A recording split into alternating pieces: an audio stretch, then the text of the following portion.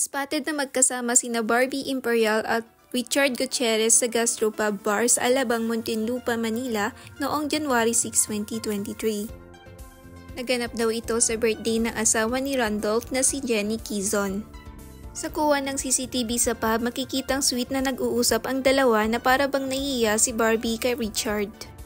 Ayon sa isang source, si Richard daw ay mukhang nagpapahiwatig ng nararamdaman kay Barbie dahil pati daw paggamit ng aktres ng restroom ay nakasunod at nakabantay ang aktor. Si Richard ay napabalitang hiwalay na kay Sara Labati nakaraang taon lang sa kadahilanang ayaw daw umano ng ina ni Richard kay Sara.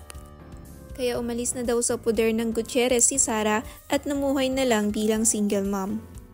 Ang tanong ngayon ng marami ay kung bakit magkasama si Barbie at Richard sa isang bar. Haka-haka naman ng iba na baka daw matagal na silang sikretong nagkikita at baka isa din ito sa dahilan ng hiwalayan ni Richard at Sara.